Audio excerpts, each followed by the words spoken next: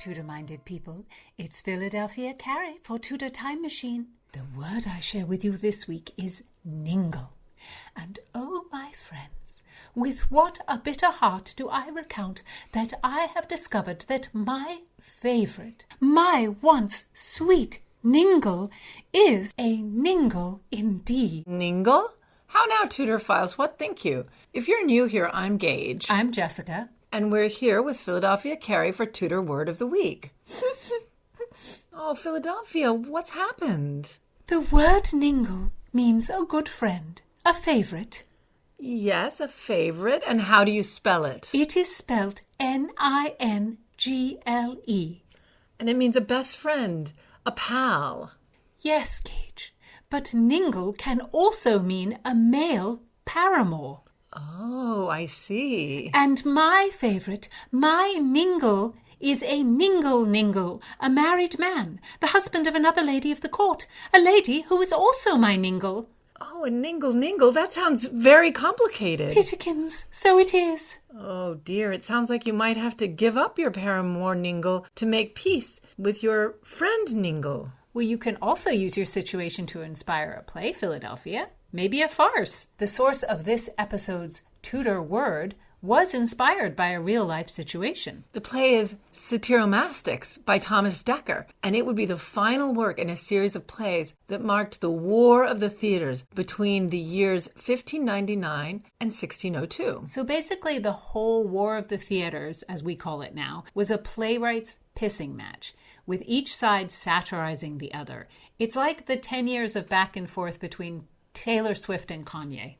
Then is now. So Ben Jonson and his writer Ningles were on one side. And Thomas Dekker, John Marston, and their ningles were on the other. The order of the battle went like this. In his play, Histriomastics, Marston satirized Jonson's arrogance with the character Chrysogonus. Johnston struck back by satirizing Marston's florid style in Every Man Out of His Humor. Marston staged Jack Drum's Entertainment, satirizing Jonson as Brabant Sr., making Brabant Sr. a cuckold, which, of course, is not flattering. And we've talked about this Tudor word cuckold, which means a husband whose wife has cheated on him, but not just because she's in love with someone else, but because he's a blowhard and she wants to get away from him. So then in Cynthia's Revels, Jonson satirizes both Marston and Dekker. This is a satirical twofer.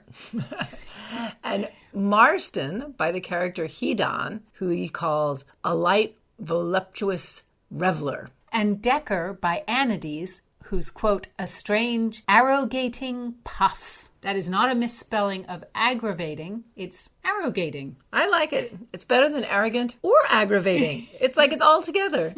So Marston next attacked Jonson in What You Will. Jonson then wrote the Poetaster, in which Marston is thinly veiled in a character who throws up all the bombastic and silly, ridiculous words he's ingested.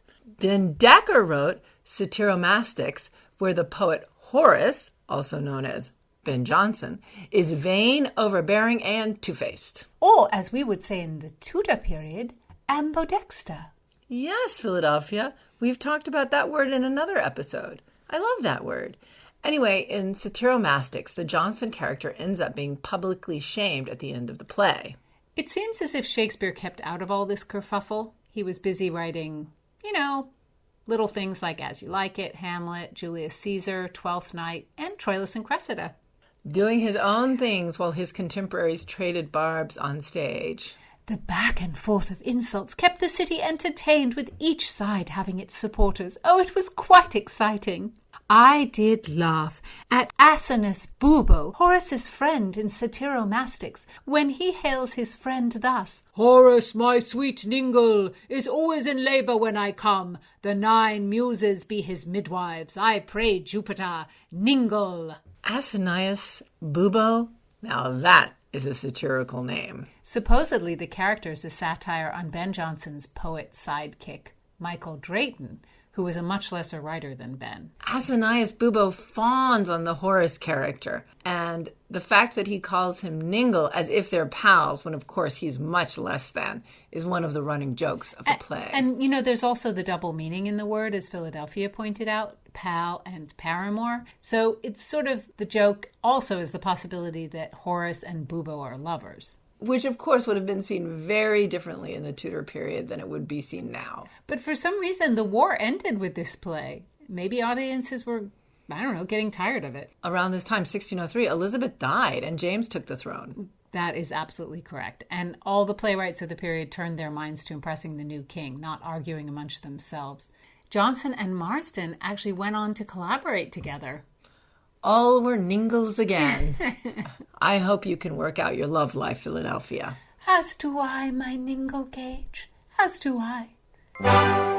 Give heed, Tudorphiles. Bring some 16th century sauce to your vocabulary with ningle. Listen in next time. Don't miss a word. Subscribe on YouTube and give me a like.